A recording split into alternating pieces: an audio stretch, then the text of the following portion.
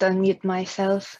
So, welcome to this PHISO Roundtable and the first book launching of my friend and colleague Salvador Santino Regilme Jr.'s new book, Aid Imperium, United States Foreign Policy and Human Rights in Post-Cold War Southeast Asia by the prestigious University of Michigan Press.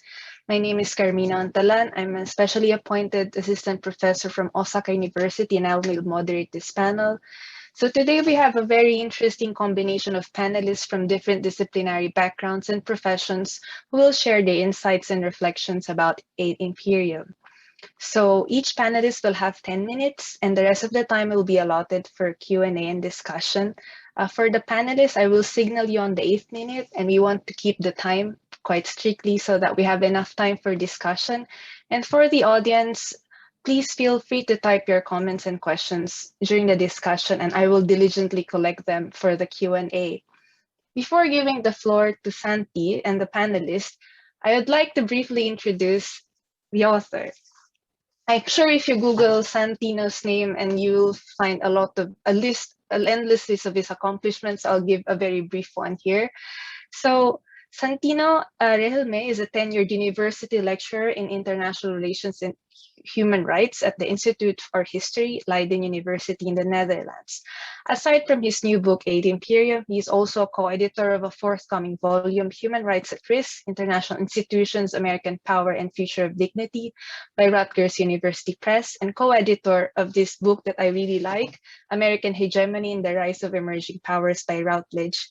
He holds a joint PhD in Political Science and North American Studies from the Free University of Berlin, and has previously studied at Yale, Osnabrück, and Göttingen. He is the 2019 inaugural winner of the International Studies Association's Asia Pacific Best Conference Paper Award. I'll also introduce our panelists. First, we have Professor Dahlia Simangan, who we met earlier during her insightful keynote speech. She's an associate professor at Hiroshima University's Graduate School of Humanities and Social Science. Next, we have Professor Rizalino Malabed, who is also my former professor. He's an assistant professor of philosophy at the University of the Philippines, Los Baños. And then we have CJ Chanco, who is a graduate student of geography at York University. His research interest covers human rights of refugees and migrants. Unfortunately, he cannot be with us right now, but he kindly prepared a video. Next, we have Raymond Marvick, or Ice Baguilat. He's a litigation lawyer and human rights scholar from the University of the Philippines College of Law, where he serves as both senior lecturer and senior research associate. And then we have Kilian Spandler, Dr. Kilian Spandler, who is a researcher in the School of Global Studies, University of Gothenburg. His expertise covers regional governance in Africa, Europe, and Southeast Asia. And he's also the author of the book Regional Organization and International Society. So as we see, we have a very diverse set of panelists. And without further ado, I'll give the floor to Santino to present his book. Thank you so much, Mina. So thanks everyone, especially the panelists, and for being here. So I just wanted to speak for the next 5 minutes. So I think we'll have a bit more time for the contributions of each panelist, but also for Q&A later on. So I will not get into the details of the book, but I would like to just highlight the key motivation of the book as well as the key arguments. So I started the book almost 15 years ago, at least the initial thought about the project itself. In fact, I started it during a seminar paper under Professor Malabed's course in Theories of International Relations. It has something to do about U.S. counterterrorism, or counterterrorism in the context of U.S.-led global war on terror. So that was the time before I moved to Europe for graduate studies. And of course, at that time also, I was, as a third generation member of our family who worked for the Philippine government as a military intelligence analyst. This was also the motivation for me to write something about the implications, or perhaps the detrimental impacts of U.S. military assistance on state repression and physical integrity rights in Southeast Asia. So let me start first with the global context of my project. So the United States is by far the largest single foreign donor government with more than 200 recipient countries. So historically speaking, so if you look into the USAID Green Book, you will find out that the United States has recorded at least as early as 1947 or 1948 all the amounts of foreign assistance that has given to all countries that has existed before, and that's probably gone now. That's why it's around 200 recipient countries. So it's all transparent, and in fact, you can even look into the details. Is it for agricultural assistance? Is it for intelligence funds?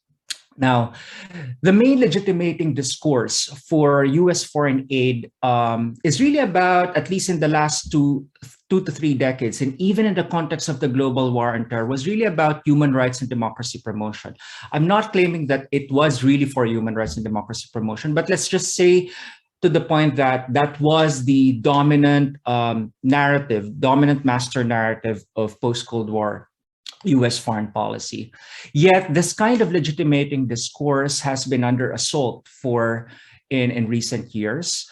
Liberal politicians have been gaining traction in many parts of the world, not only in the global south, like in the case of the Philippines, in the case of Turkey, but also here in the global north, in the case of Hungary, or even here where I am right now, where I'm based here in the Netherlands.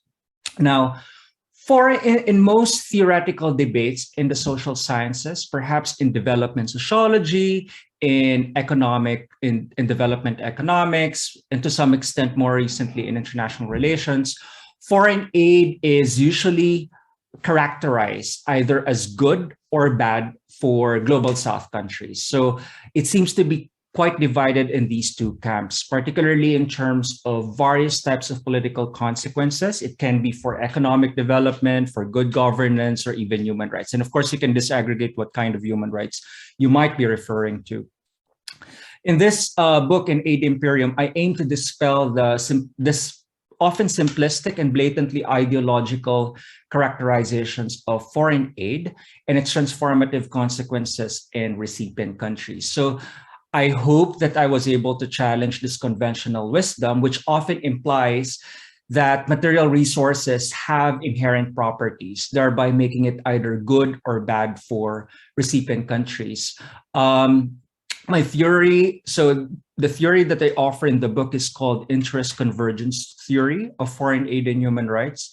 And I aim to underscore in this theory how donor and recipient governments' shared expectations and strategic purposes shape the patterns of use of foreign strategic support. It sounds very constructivist, but in fact, the theory that I develop in the book is really much more of an analytically eclectic theory. I think this is perhaps indirectly, if you look into the sociology of how the theory was produced, right?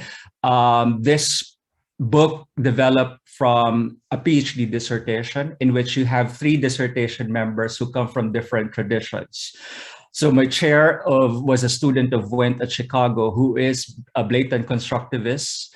The second is an IR scholar based at the time at Yale who is doing natural experiments, so field experiments. And then the third one is one of Europe's most popular, I would say, constructivists. So in a way, perhaps if you look at the sociology of how the theory developed, I thought that it's much more important to develop a much more concrete research puzzle. And therefore, I developed a theory. So the question that I'd like to the puzzle that I raise in this book constitutes two basic questions. So first, does United States foreign aid undermine physical integrity rights? And if so, how and under which conditions does it undermine or promote human rights? So I only refer to physical integrity rights. So when I say physical integrity rights, the freedom of the human person from any form of abuse, physical or mental abuse from state agents. So I'm referring here to state violence per se. In this book, I argue that foreign aid is actually important to the extent that it actually interacts with domestic political factors.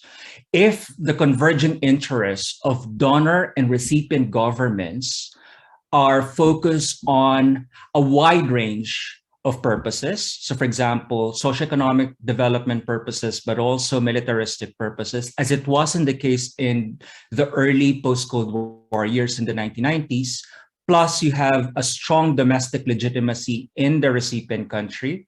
Therefore, it is more likely that you have fewer collateral human rights abuses, but also the absence of abuses that were deemed to be part and parcel of what I call as selective political repression. So selective political repression is a mechanism in which the recipient government targets not only armed rebel groups, but also unarmed rebel groups. You've seen this in the case, for example, of local political opposition members in Thailand during the time of Thaksin, for example, or for example, student activists or opposition journalists, for example, in the case of the Philippines in the 2000s, for example. Now, I will not get into the details of the argument, but my motivation, there were only three motivations, so I'll just close in the next 2 minutes. The first motivation here, or what I intend to contribute in the literature, is that first, this book is part of this emerging research agenda in the social sciences that investigates the links between domestic and extranational factors in producing local political change. I adopt a analytic eclectic approach here, so from the tradition of Peter Katzenstein, in making sure that I develop a theoretical framework for foreign aid and human rights that's not only applicable to Southeast Asian cases that I looked into, but I hope to develop it in other cases. In fact, I did something like this also for Colombia, by looking first into the interaction between ideational factors, so the role of ideas, discourses, and normative beliefs, but also how they interact with strategic instrumental motivations, right? Of both extranational, so transnational, and domestic actors. So really bringing in these kinds of factors that are often coming from disparate literature. Some literatures will focus on ideas, some literatures will focus on strategic interests, and some literatures will focus only on domestic factors. And I think this is very common if you talk with Philippine studies scholars, or some scholars will only talk about extranational factors. So it's really bringing this together in this integrative theory. So I think, secondly, I highlight the political agency of global South actors in this book. If you hear, perhaps discussions about foreign aid, both from the left or the right, or somewhere in the center and the undecided, they would say like, foreign aid is really bad for recipient countries. I argue here that really foreign aid is just determined by the interest in the corridors of power in Washington, D.C., or in the case of the EU in Brussels. I dispute this claim. I argue that the political agency of global South actors are important in negotiating and chart their political trajectories with powerful actors in the global North. In fact, my fieldwork in Washington, D.C. confirms this, right? Rather than only from intuition. The United States is not out there giving out foreign aid. You need to hire lobbyists. For example, if I come from a particular country in the global South, I need to hire lobbyists in Washington, D.C. in order to make the claim that I deserve foreign aid. So I hope to make this claim, and I hope to make this argument clear in the book by highlighting this interaction between global South and global North actors, as they, particularly the elites in those donor and recipient countries, as they craft this foreign aid program that they have. And finally, I hope to develop a causal theory that maps out these mechanisms that link foreign aid and physical integrity rights. Especially if you read economics literature about foreign aid, you look into these very methodologically sophisticated correlations between foreign aid and human rights, but it's not really clear what the causal mechanisms are and how these two variables link with each other. And I hope that the book was perhaps it served my purpose of understanding for myself at least. If the panelists though perhaps will very much disagree with me, but I felt like this was really something that for me it served its purpose. That it clarified to me what was really the relationship between these international factors with domestic factors. So again, I look forward to your feedback, and thank you so much. It's I know that we are here on a Saturday, and I just look forward to this discussion. Thank you so much. Thank you very much, Santi, for that wonderful synopsis of your book. I actually enjoyed reading it. Now we turn on to the panelists. I'll start first with Professor Dahlia Simangan for her comments. Thanks. Thank you, Carmina, and thank you, Santino. First of all, massive congratulations on this achievement in the midst of the pandemic, right? All the while editing a book and publishing articles. And thank you for this opportunity to engage with your work, which is even more important now, given the issues on geopolitical dynamics that influence international peace and security and domestic politics. And also, thanks to this publication, I learned that the as you said, the converging interests of foreign aid donors and recipients can substantially shape domestic politics. And I learned that, and I quote you from your book, that aid recipients with weak domestic political legitimacy are more likely to instrumentalize foreign aid. This is so enlightening to me, because I learned that recipients are not just this passive. They're not passive recipients, but they are also actively using or channeling that aid to enhance their legitimacy and serve their interests ultimately. And what's striking to me is that at the end of the day, we have a say in influencing foreign policy. Again, we are not passive recipients. Individuals like me can influence policies one way or another. And just the thought of that is so empowering. Also, in that same train of thought, it's not just the perpetrators who have the power to change political and social landscapes, but activists, human rights activists, individual citizens as well. We can also make a dent to this dynamics because after all, right, we also choose who leads us. And our histories have proven this, also in the Philippines. And with that backdrop, the book reminds me that yes, foreign aid needs to be more sensitive of its ripple effects on human rights promotion, but such sensitivity should also include not just the considerations or priorities of governments, but also the needs and the perspectives of non-state actors, because non-state actors are also recipients, and even they are the ultimate recipients, I would say, of this foreign aid. And after all, as Santino wrote in the book, states are not monolithic, and individual citizens or groups are components of this statehood. And I can also relate to Santino's framework and extensive discussion on the relationship between foreign aid and human rights with that of international assistance for post-conflict or conflict-affected societies. So it's just my primary area of interest. Because in peace-building literature, the analysis either overstates the impact of foreign aid on domestic politics of peace-building processes. That's on the one hand, and on the other hand, there's also this overemphasis on the consequences of the decisions or actions of domestic political actors. But in my own research on peace building, Santino's framework, I think, will be valuable for me to graduate from that binary analysis and instead look at the convergence of the interests between foreign donors and domestic actors and highlight the impact of that convergence, or maybe the lack thereof, right, in the context of implementing peace-building processes. In other words, this shared ideas or shared interests as the mediating factor are equally influential, if not more influential, when we explain the dynamics between international and domestic actors and contexts. With that, somehow it makes me think too, if there's a difference between foreign aid to peace building during the Cold War and after 9/11, like what Santino did in the book, when US greatly directed these processes, and recently now with China's growing presence. For example, I heard that China somehow influences peacekeeping by not giving priority financially when it comes to funding the human rights and gender aspects of peacekeeping operations. So this is more of my reflection. But again, thanks to Santino's framework in the book, I think it's also interesting whether such a short change when it comes to funding somehow converges with some of the interests of domestic political actors in post-conflict or conflict-affected societies.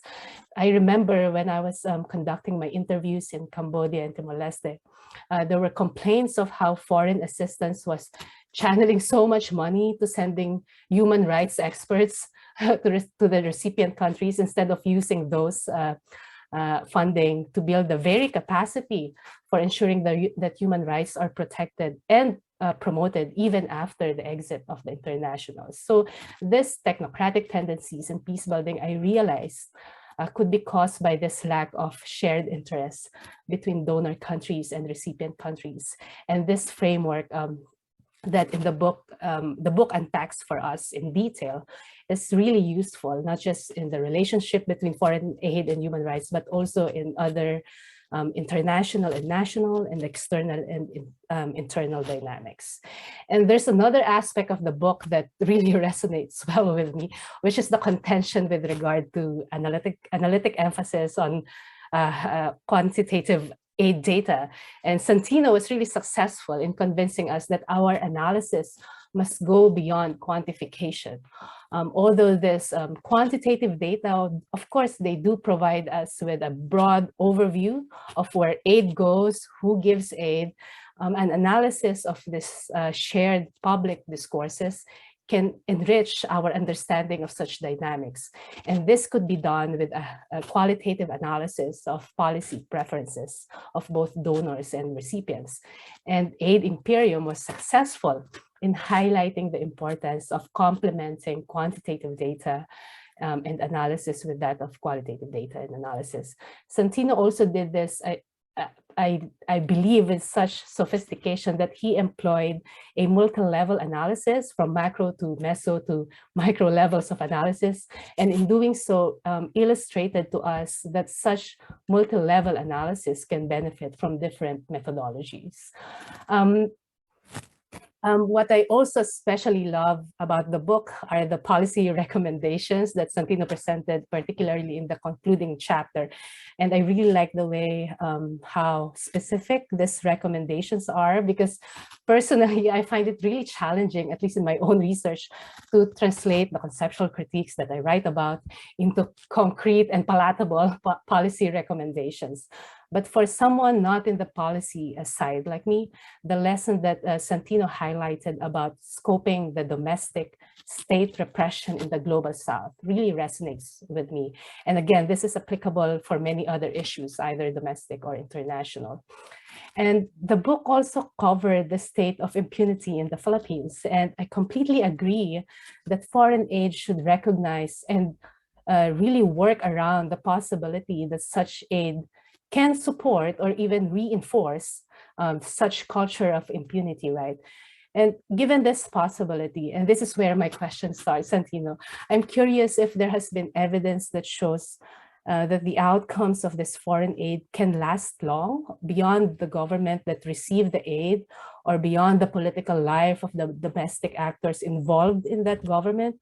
I'm asking this because I'm really curious whether public support or public condemnation of punitive policies, such as in the Philippines, can have long-term impact.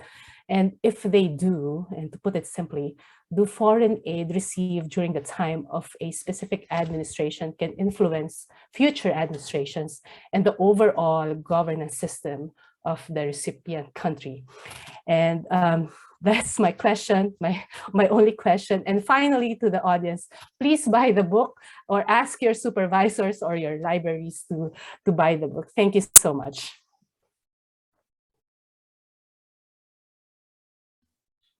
Thanks a lot, Dahlia.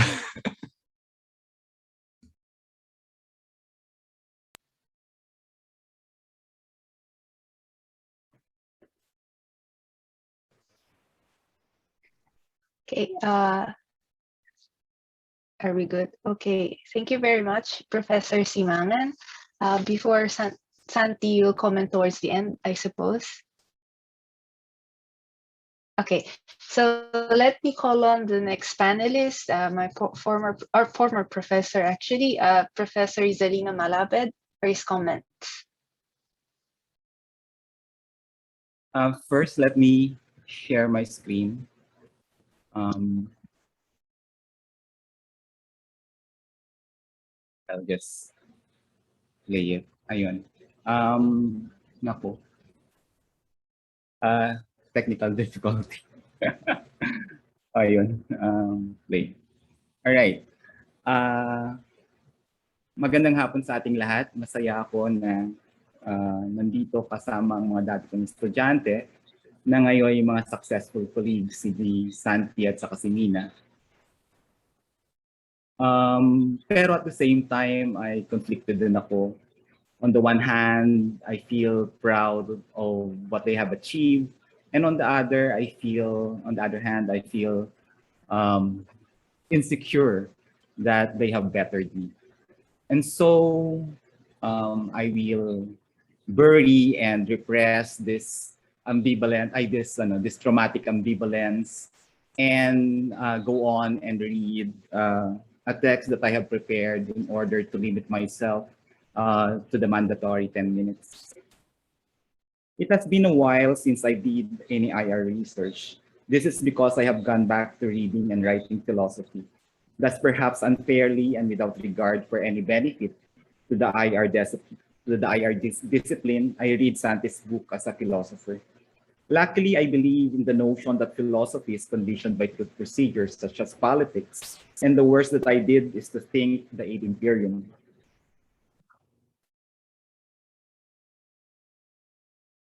Before I proceed, though, I must mention that I am doing some parallel thinking of decolonization and postcoloniality prompted by a book that coincidentally is coming out at the same time in North America, The Dawn of Everything by David Graeber and Wengrove. Previously, my thinking was guided by Dipesh Chakrabarty's Provincializing Europe. But now, it appears that to relegate Western ideas is also to set aside our legacy. The assertion is that so-called Western ideas and practices born out of the Enlightenment were the outcome of encounters and deliberations between Europeans and the soon-to-be colonized world. So, for example, the Western notion of natural law conceptualized to the production of the noble savage is the result of Europe's encounter with the rest of the world.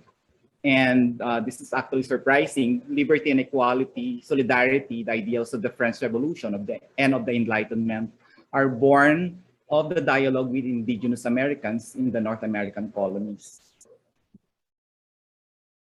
Meanwhile, the threshold that allowed entry for my thinking the aid Imperium is its substitution of foreign strategic assistance for foreign aid. Immediately, the word strategic emphasized the structuring political interests and relations that underpin the assistance, that is, of empire and domination, but also the novel assertion of its components, ideational and material, made me recall a truism bandied around during my IR days: liberal talk, realist action. And all of a sudden, through philosophic lens, the problem of Imperium and aid has become a matter of ideology. Beyond the simple dynamics of the simulation, the truism indicates a structuring and a production, that of the reality of empire in global relations. However, you must take note here of a feature in strategic assistance for the Philippines and Thailand. During the period 1992 to 2010, economic assistance comprised around 70 to 80% of the total aid to the Philippines. This is more or less true for Thailand in the same period. We can surmise that the ideational component for strategic assistance in both countries during this period is dominated by economic rationalizations, and thus interest convergence is more economic than military. This is what we usually expect and observe.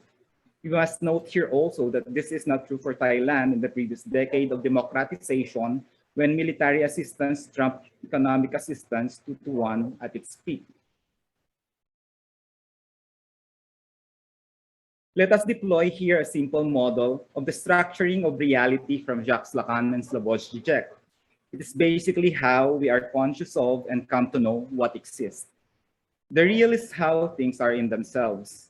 The symbolic is representation in general, language, norms, culture, laws, structures of administration. The imaginary is the serial deployment of the symbolic as fantasy, meaning making, signifiers, or specter. Here, reality is structured by the dialectics of the symbolic and the imaginary. The symbolic represents the real, the things as they are, into an all, but fails. The imaginary as master signifier or as a specter fills in or stands in for the gap of the symbolic's failure and completes the representation.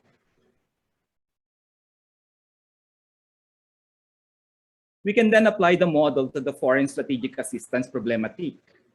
First, we have liberal humanism or humanitarianism, but also liberal economic development and governance as the overarching rationalization for the politics of foreign strategic assistance. But this usually fails to explain long-standing economic inequality and power asymmetry between the North and the South. It leaves a gap fillable by conflict and misunderstanding.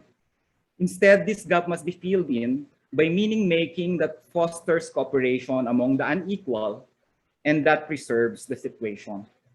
Thus, second, we have ideational meaning-making expressed as interest convergence. This will normally be enough of a stopgap for bilateral or multilateral cooperation. But if it disappoints, it pays to have a common enemy that is blameworthy for the original and the secondary failure. A common enemy cements an unequal relationship into a bull-headed partnership. And so, liberal humanism presents the multiplicity of politics into an all, but fails. Ideational convergence, or failing that, the specter of a common enemy fills in or stands in for the gap of liberalism's failure. How does this manifest in a case? Following the 8 Imperium's example, we will consider foreign strategic assistance during the Duterte regime from 2016 to 2020 as a case. The data for 2020 and 2021 are still incomplete, although figures up to 354.618 million and 109.298 million US dollars respectively are already available. In 2020, 41% is military aid and 59% is economic. In 2021, all aid so far is economic. The 2020 military share actually reflects a trend that is true since 2016, the year Duterte came into power. Meanwhile, 2021 marks the end of Trump's leadership. I am aware that the book stops short of considering the Duterte period because it deems it not comparable to the other cases. I'm going ahead in part due to curiosity and in part due to the gut feeling and bad taste in the mouth that it does fit nicely into the book's theory. If you look at the graphs, they show increasing strategic assistance up to 2019 from a drop in 2017. But this observation is dwarfed by the fact that strategic support for the Duterte administration compares favorably vis-a-vis that of the Arroyo regime. First, this contradicts our expectation of no support to minimal support, especially after Duterte's tirade against American imperialism and against American atrocities during the Filipino-American War. Second, it goes against the commonplace assumption that the Duterte administration favors China over the US and that this is reflected by waning US support. These expectations are especially convincing apropos Duterte's threats to unilaterally abrogate the Visiting Forces Agreement and the Trump administration's withdrawal from its global obligations. But beyond the strategic support amounts, is the shocking share of military aid: 53% in 2016, 45% in 2017, 40% in 2018, and 53% in 2019, all at the height of Duterte's drug war and war against dissent. Did the US, through its foreign strategic support, abet the extrajudicial killings of thousands for which Duterte is being investigated by the International Criminal Court? Plugged into the book's model, we have a general convergence between Trumpism and Dutertismo articulated as shared nationalist and militarist interests. This is materially practiced on the ground as resources mobilized into military and police spending, buttressed by Duterte's strong domestic legitimacy. Impunity, weak courts, indiscriminate terror jingoism, corruption, and the incompetence in the military and the police all lead to killings that cannot be measured by our outrage. And thus, we can model the case as the production and reproduction of the reality of Imperium in the dark years of Duterte and Trump. Far-right populism represents the multiplicity of politics into an all but fails. Convergence on the ideals of nationalism and militarism and the specter of radical politics as common enemy fills in or stands in for the gap of liberalism's original failure. Thank you.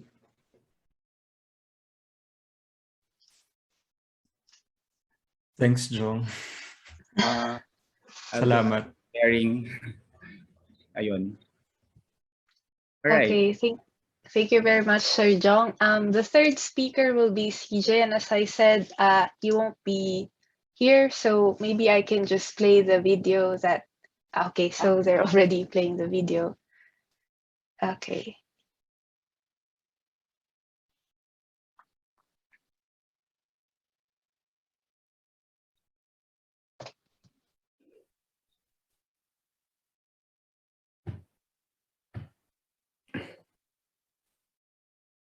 Hi everyone, I'm so sorry I can't be joining you today. I am a little too far away.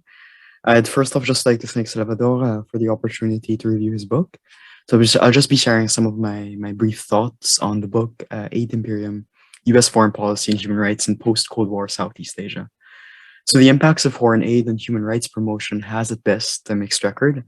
What has been the subject of much debate and critique, I believe Salvador takes a unique approach for understanding exactly how foreign assistance, in this case American aid, affects human rights outcomes in the global south. Salvador starts off by demonstrating the clear correlations between increases in US foreign assistance and the rise in human rights violations in recipient countries. But his critique of US aid is also a nuanced one.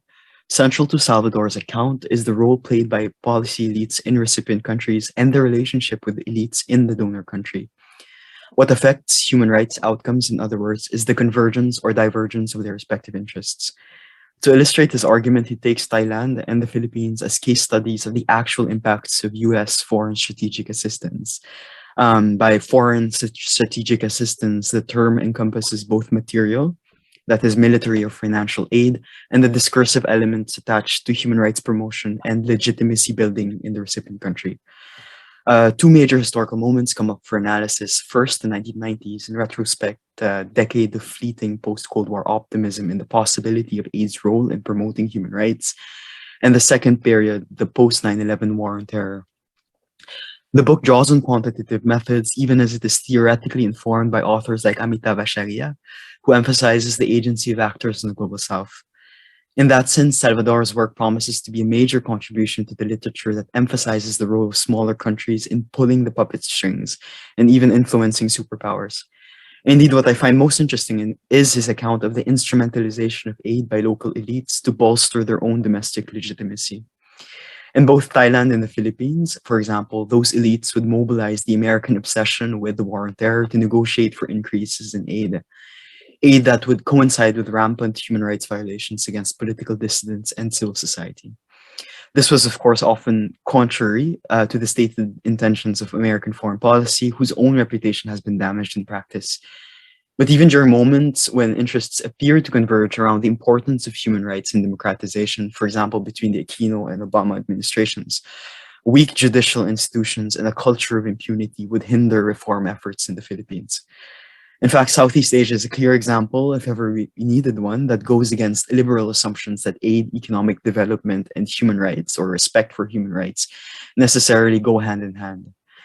In sum, Salvador criticizes, on one hand, the Western-centric bias that argues that aid is an inherent good only made bad by local cultures or corrupt politicians, and on the other, leftist critiques of aid as an absolute evil. In other words, the problem is not aid per se, but how this aid is manipulated for various political ends in both the donor and recipient countries.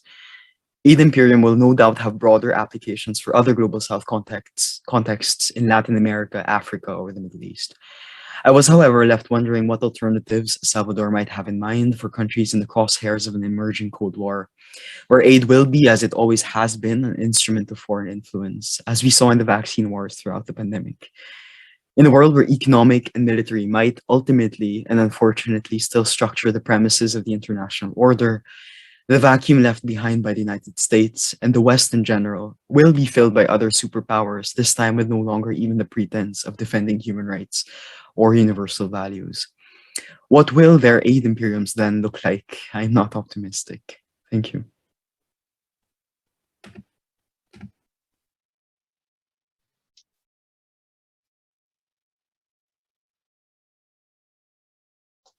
Okay, I hope CJ's video was clear for us to think about our questions for the Q&A.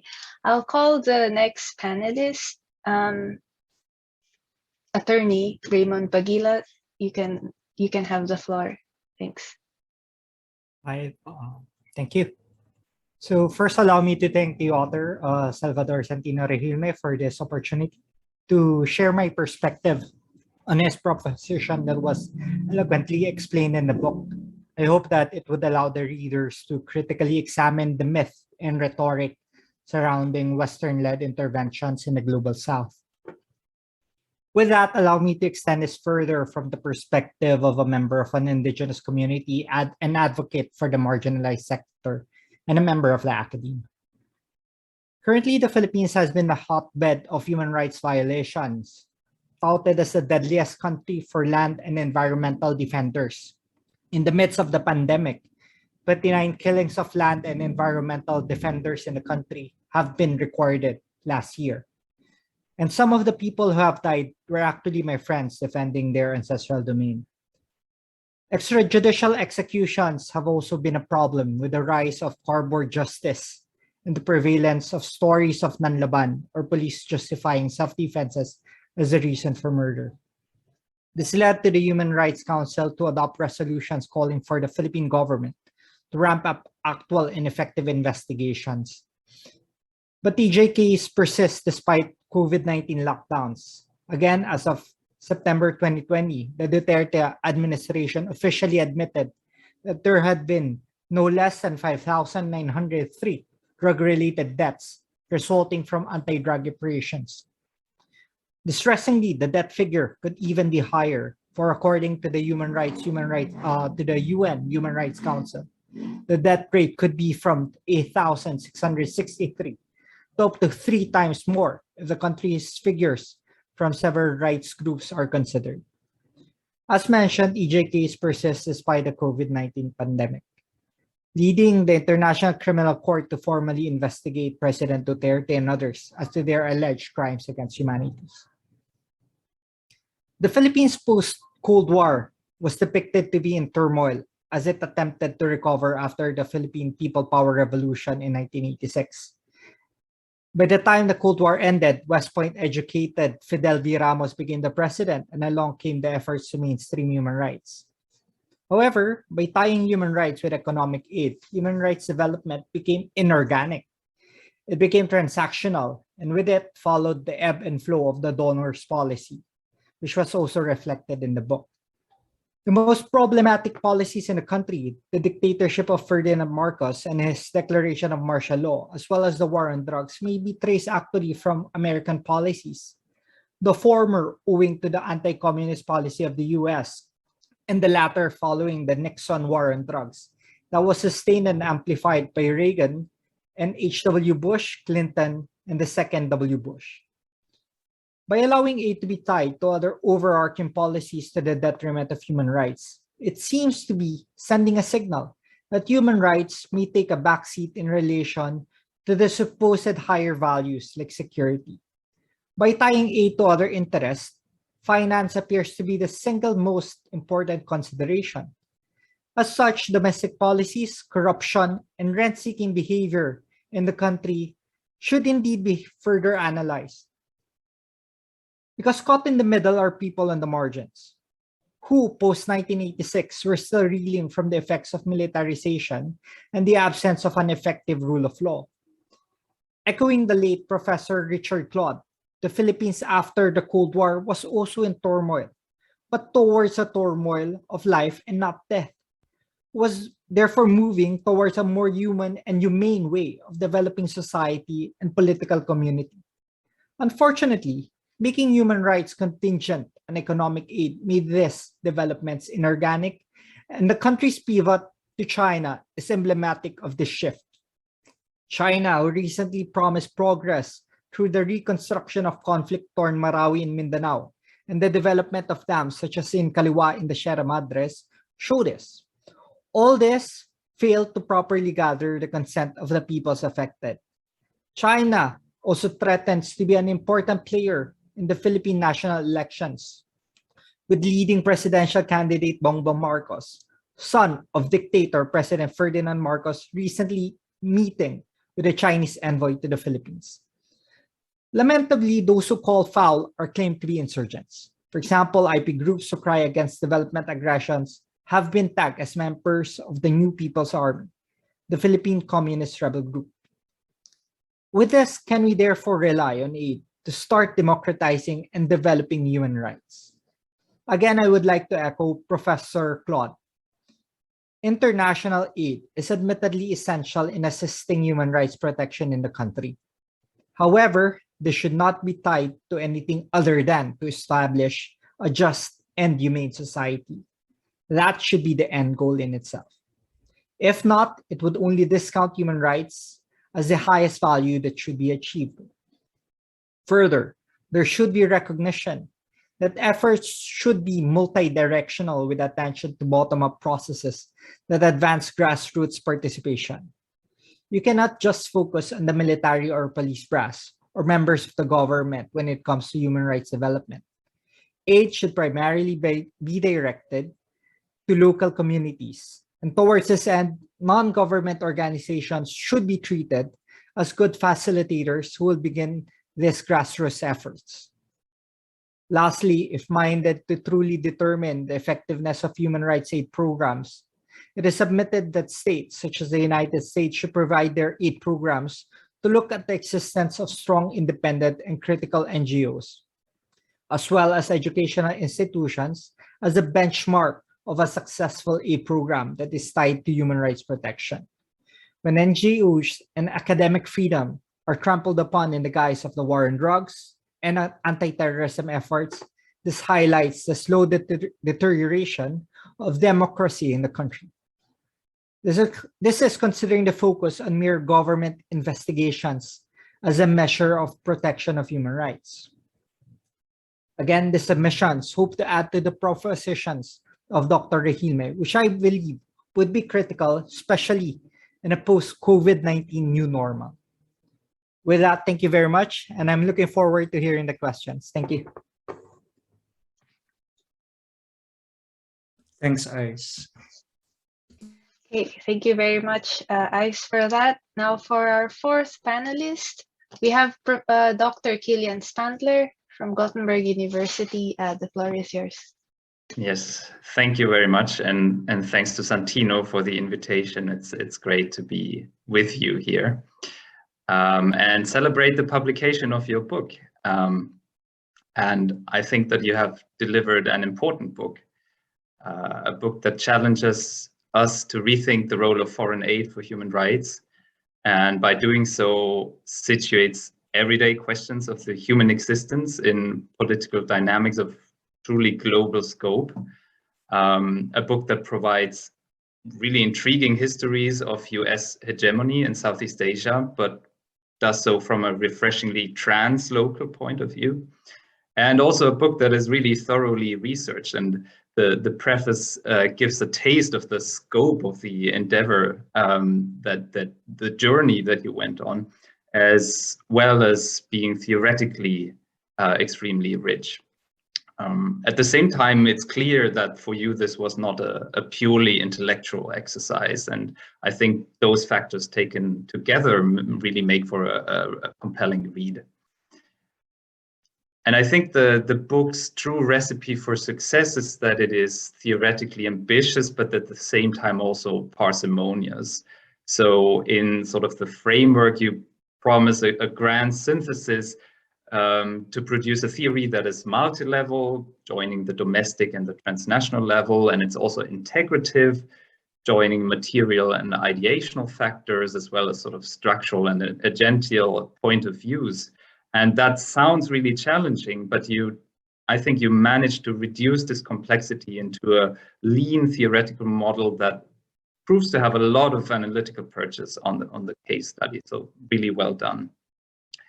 And the key move here of bringing together insights from theories of political survival on the one hand and IR on the other is innovative and extremely productive, because it not only reinforces and nuances knowledge about the politics of aid, where it speaks to critical scholarship in that area, but also because it challenges us to radically reconsider the implications of imperialism for the ethics of humanitarianism. And you put it really well in the conclusion when you write, we ought to rethink whether the protection of human dignity and effective aid-giving practices are sustainable within deeply hierarchical and imperium-like structures consisting of powerful states as donors and subordinate governments as recipients. I think sustainable is really a key word here, because as also the other commentators have pointed out, it's not a matter of either or, aid either being beneficial or detrimental, but it really depends. So this is I think a core contribution of your work. Now my comments, they also revolve around a core motive of the book that has been taken up, and I will echo a lot of what others have already said, the core motive of the dialectics of empire and agency. Now, the central objective of the book, as I read it, is to highlight the influence of the recipient governments, and some of the others have also mentioned that, and you yourself in the introduction. So the recipient governments are not mere executors of donor will. That's your key argument, and that connects, of course, to the broader and perennial question of what agency is there for the global South. And you hinted some answers, you provide some very thorough investigation through your case narratives.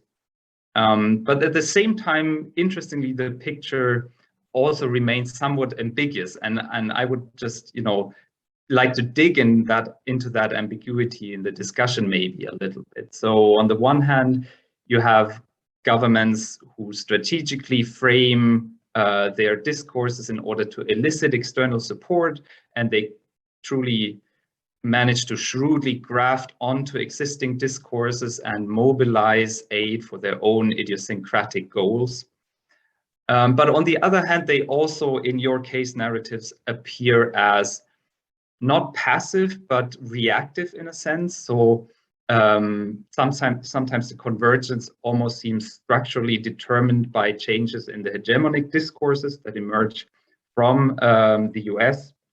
For example, when we talk about Thailand's democratization agenda as a response to increased aid conditionality in the 1990s, and Raymond Baguilat only just now also sort of drew parallels in the Philippines during that time. And there sometimes seems to be a quite high degree of, quite direct control by the US, for example, during the War on Terror phase, so that the recipient governments almost appear as agents in the sense of principal agent theory, right? So I was just wondering, maybe in the discussion, whether you can shed a bit of light what your thinking is on what exactly is the nature of agency. What parameters can we use? What concepts can we use to think about this? And maybe is it the ambiguity itself that is constitutive of agency in the periphery of the aid imperium? On a side note here, I almost wish to learn about a sort of non-case, right, in which localization attempts fail. So there is no convergence in the end, and we really might be able to see that there is no structural determination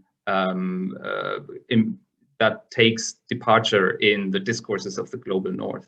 So one case that would have been interesting, and maybe we can talk about this, is the early Duterte years, so Duterte versus Obama, where there's clearly no convergence, but you can think of, I think, many other examples. The other point I just wanted to quickly take up is, what is the current state of the aid imperium, right? And I see three main challenges that are interrelated, and some of which have already been hinted at. The first, and that also links back to the question of agency and failed convergence, would you say that the political polarization and volatility in international society that emerges from the rise of nationalist and sovereigntist populism has an impact and impinges on the overall likelihood for convergence, right? So there's more polarization, not just within countries, but also between them. Second, is the crisis of the so-called liberal international order also a crisis of the US-American aid imperium? Especially when you look into Southeast Asia, we have already talked about the elephant in the room. So China, obviously a big challenger, especially recently in the wake of the COVID-19 pandemic. There might be also a slight shift of allegiances and loyalties and trust, especially into China as an alternative giver of aid.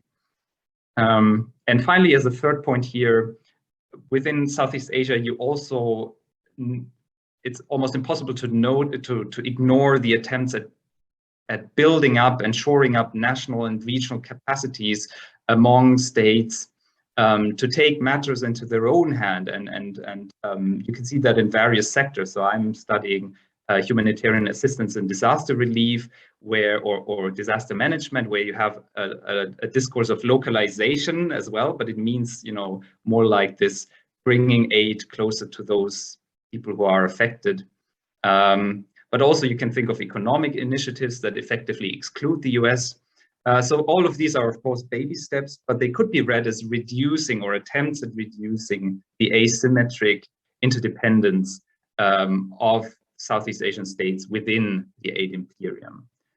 So I just wonder, overall, is today's configuration markedly different from the one you describe in your case studies, or is there more of a continuation within that? Just a final minor point, I'm also interested in the point raised by Dahlia about path dependence across regimes or across governments. That would be interesting to also take up.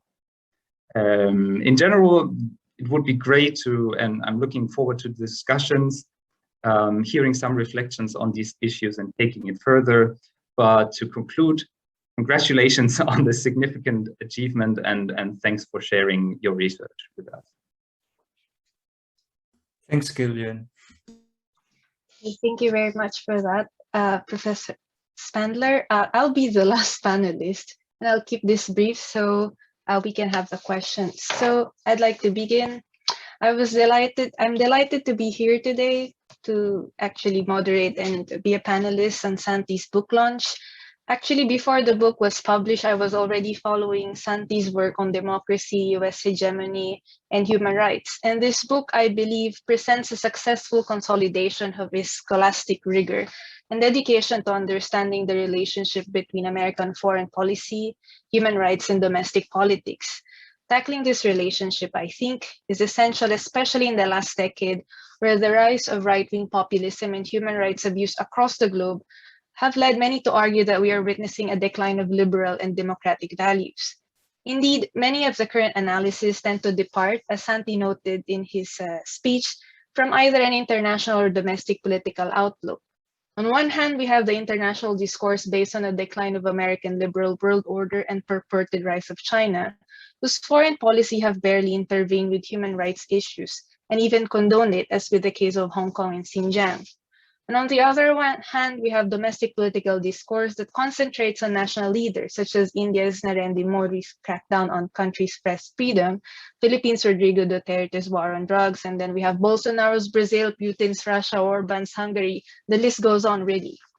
And amidst this divided discourse between international and domestic, Santini's book clearly draws the link between the two.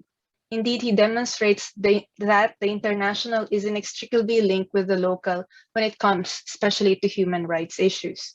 To create this link, Santi concentrated on foreign aid, specifically asked, does foreign aid undermine human rights in recipient countries? And if so, how and under what set of conditions that it impacts human rights outcomes, particularly physical integrity rights, which I really like his elaboration on what physical integrity rights mean. He argues that donor and recipient governments' converging interests, together with the recipient government's level of domestic legitimacy, shapes the foreign aid programs and domestic policies. To support his argument, he carefully interweaves a comprehensive, and by this I really mean comprehensive, theoretical framework with an empirical analysis of these cases. First, the shifting discourse in the Philippines from Ramos to Aquino administrations, and then to Thaksin's war on drugs in Thailand. Aid Imperium shows that politics of foreign aid is much more complicated than the commonplace and even ideological understanding of aid as one hand, as a benevolent and beneficial to recipient countries, and on the other hand, the critical perspective of aid that somehow portrays aid as a Trojan horse that looks enticing, but really is a tool to entrap recipient countries. As my colleagues in this panel have already said, there are several outstanding features in Aid Imperium. Given the short time, I would mention two, which to me resonated very well. First is the book's emphasis on the agency of recipient governments.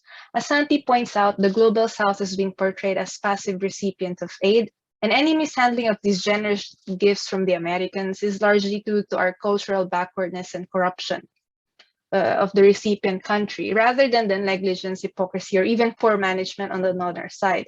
However, rather than participating in this blame game, Aid Imperium chose to examine both sides.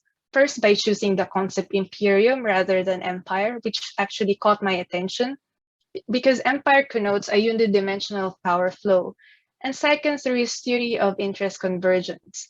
Santi, I think, for me, was able to shed light to the agency of both donor, US, and recipient countries, in this case, Philippines and Thailand, through integrating discourse in his analysis. For instance, the way Ramos' development diplomacy coincided with Clinton's prioritization of development in East Asia illustrates the significance of small state actors' support to the realization even of Washington's foreign policy objectives during that time in East Asia. Likewise, GMA's appropriation of the war on terror to acquire financial assistance from the Bush administration showed how recipient states can manipulate aid to consolidate power to intensify human rights repression and empowerment of the state's coercive apparatus. For me, I'm coming from, this is quite refreshing from the viewpoint of international relations, the field I promiscuously associate myself with, which is now has been criticized for its Eurocentrism. And not only that, but also with the idea that big, usually Western powers dominate the discourse, and small states like the Philippines are rendered secondary, if not negligible. This is useful for my own research because here in my research, I tackle US hegemony and subalterns. But for me, I focus more on non-state actors. And I think the theory, or Santi's multi-level theory, helped me think a lot about my own thing. The second feature, and this is something that may be minor to some, but for me it's big, is the case selection. Although I would honestly prefer to see additional cases in Southeast Asia, such as Cambodia, another Southeast Asian country reliant of foreign aid under Hun Sen, another sort of authoritarian leader. I think the cases presented in Aid Imperium suffices to support the hypothesis of the book.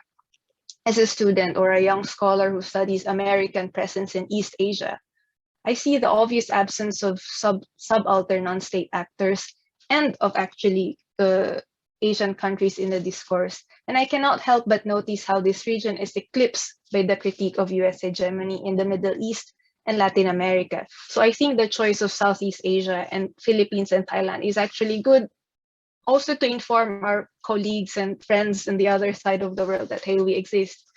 And I think little attention is paid to countries like Philippines and Thailand, despite their integral role in maintaining US stronghold in the region. As Santi mentioned, they are part of the Mutual Defense Treaty.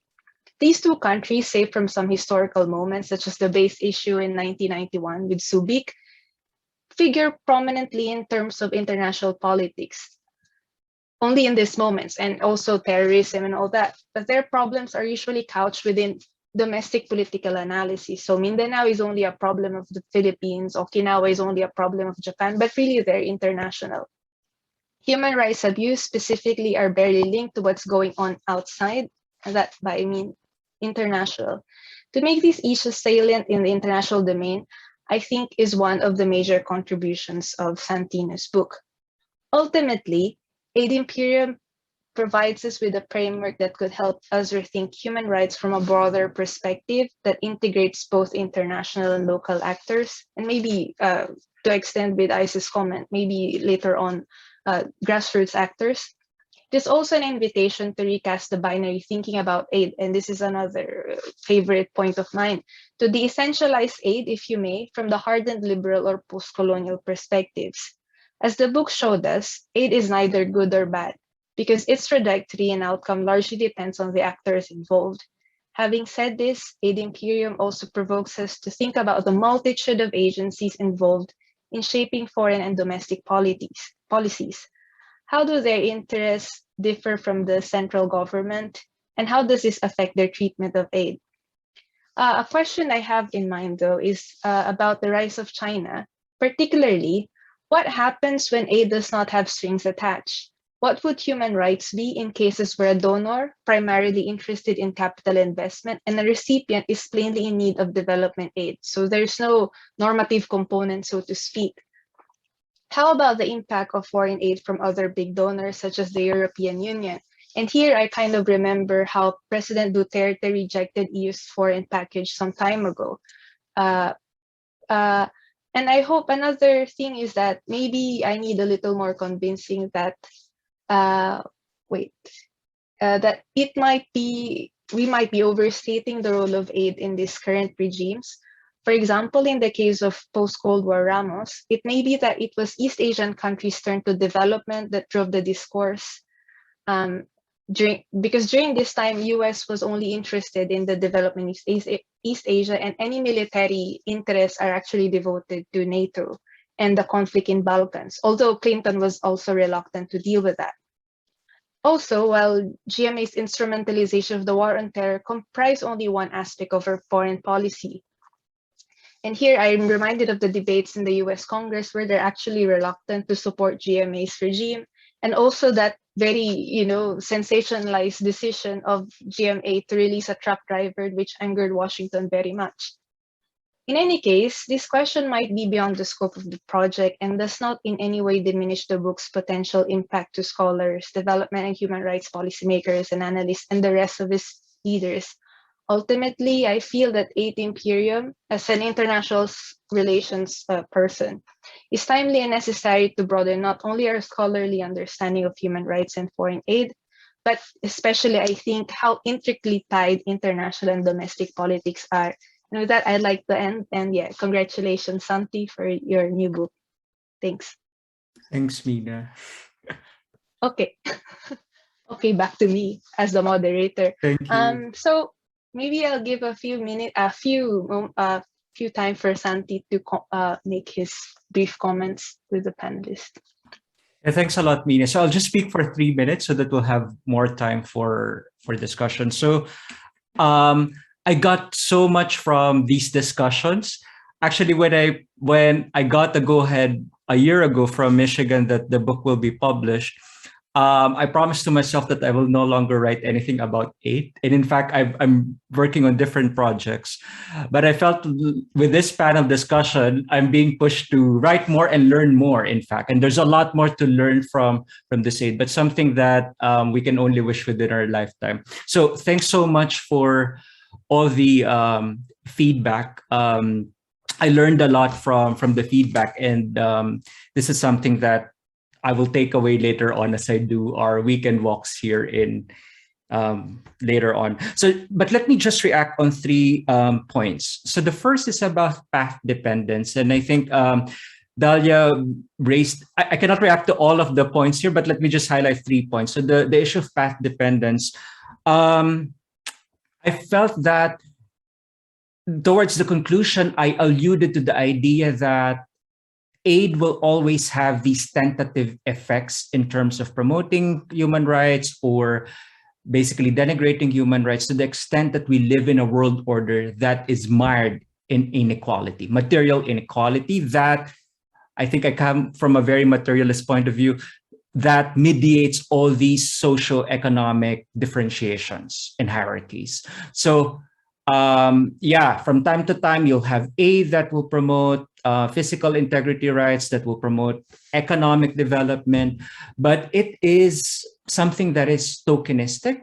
I mean, Michael Barnett talks about the paternalism of humanitarianism because it will always be the strategic interest of those in power in donor and recipient states. So I think that and this is what I've been working on during this pandemic, really talking about the global politics of billionaires and super rich individuals. And I felt that we are always talking about inequalities, right? Or the democratic regression, but we're not talking about injustices that those on the top of the global socioeconomic hierarchy are agents of perpetrating those injustices. So I think that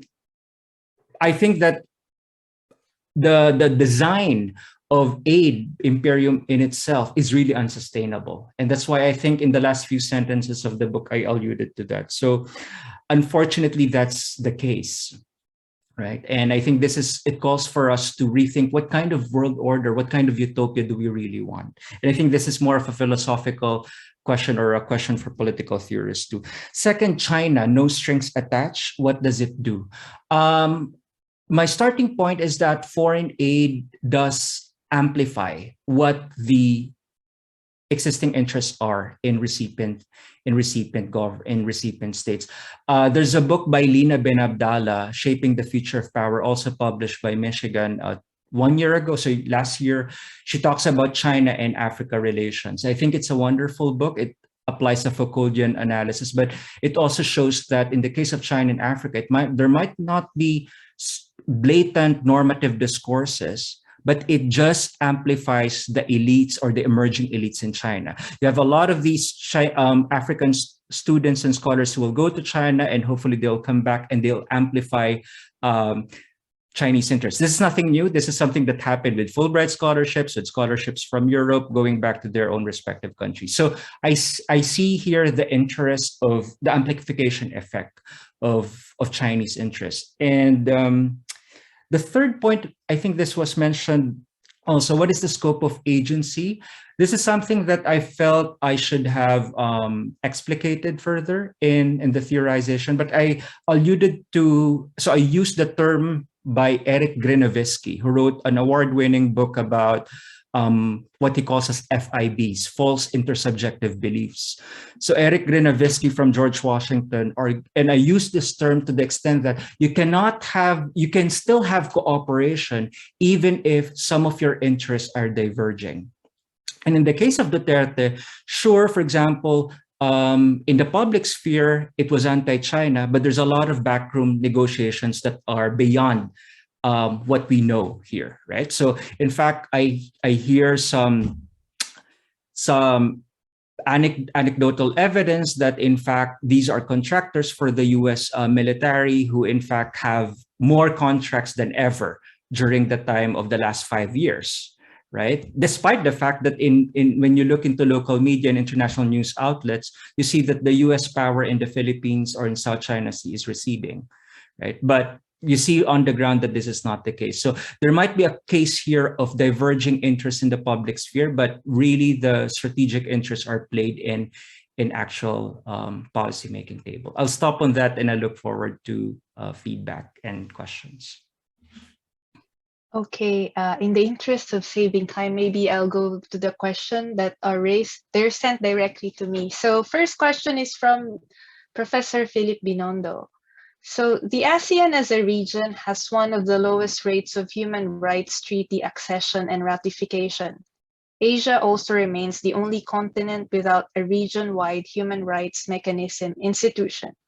How significant has the US foreign aid been in the diffusion of international human rights norms and normalizing its universalism, especially in Asia, where the Asian values debate challenged the genuine universality of these norms?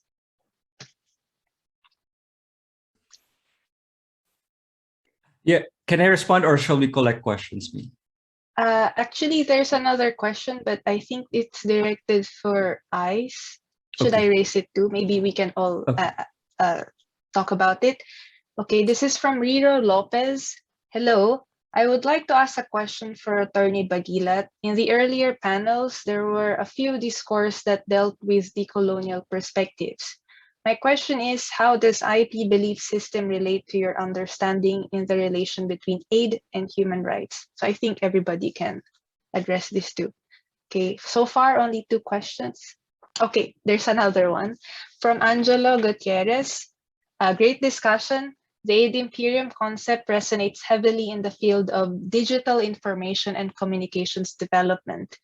Entire social technological ecosystems hinge on subscribing to an increasingly exclusionary US-led technological order, which the US is all too happy to promote through aid.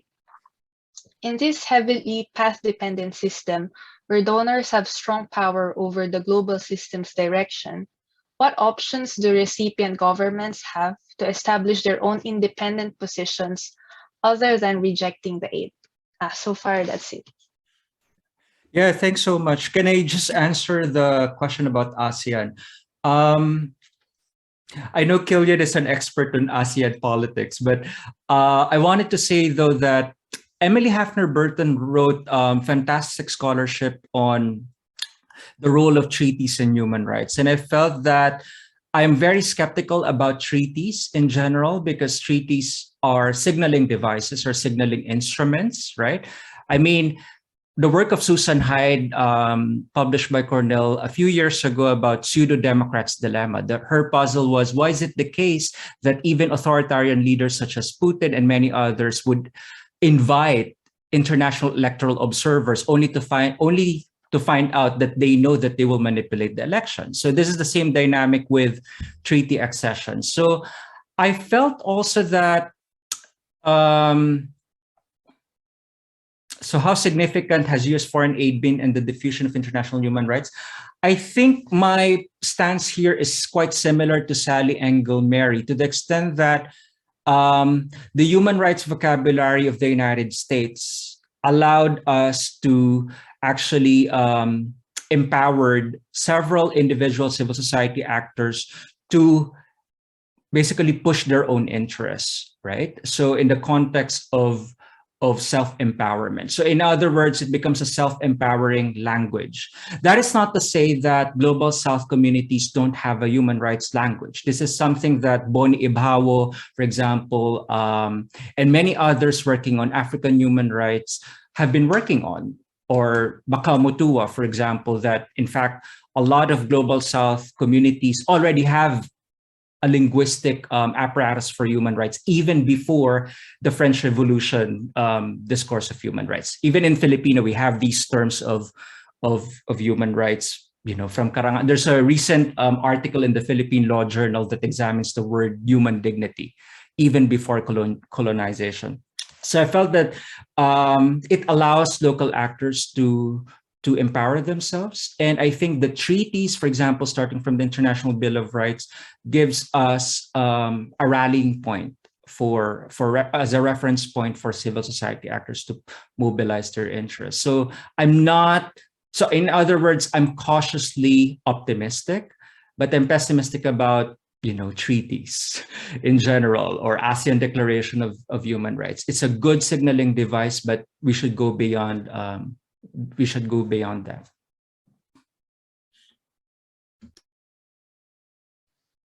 Thank you, Santi. Any comments regarding the question on IP and then, of course, the question on aid imperium's relationship with digital information age?